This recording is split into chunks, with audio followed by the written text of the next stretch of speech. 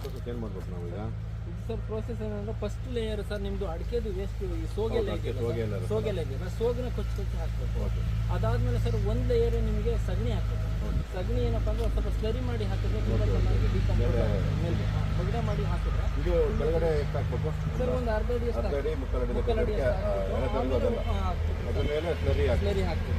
Slurry ಹಾಕಿದ್ಮೇಲೆ ಮತ್ತೆ ಅದೇ ವೇಸ್ಟ್ ನಿಮ್ಮ ಹತ್ರ ಏನು ಸಿಗುತ್ತೆ ಸೊಪ್ಪು ಇರ್ಬೋದು, ದರ್ಗಿರ್ಬೋದು, ವೇಸ್ಟ್ ಏನು ಆರ್ಗ್ಯಾನಿಕ್ ವೇಸ್ಟ್ ಕರ್ಗಂಥದ್ದು ಇರುತ್ತೆ ಅದನ್ನೆಲ್ಲ ಹಾಕ್ಬೋದು.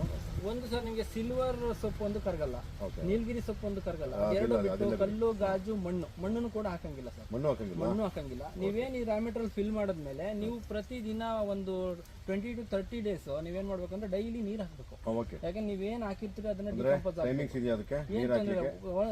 ಡೈಲಿ ಒಂದ್ ಸಾಕ್ರೆ ಸಾಕು, ಒಂದ್ಸಲ ಹಾಕಿದ್ರೆ ಸಾಕು. ಯಾಕಂದ್ರೆ ನಾವು ಹುಳು ಬಿಡೋಕ್ ಮುಂಚೆ ಆ ಟೈಪ್ ನೀವು ಮಾಡ್ಕೋಬೇಕು. ಹುಳು ಬಿಟ್ಟಾದ್ಮೇಲೆ ವೀಕ್ಲಿ ಒಂದ್ ಸಾಕ್ರೆ ಸಾಕು ನಿಮ್ಗೆ ಮಾಯಿಶ್ಚರ್ ಮೇಂಟೈನ್ ಮಾಡೋಕ್ಕೋಸ್ಕರ.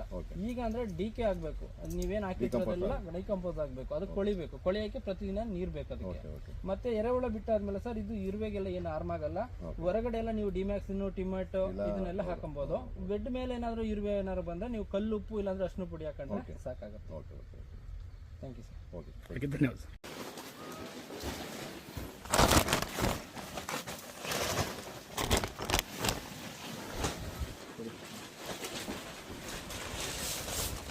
Okay,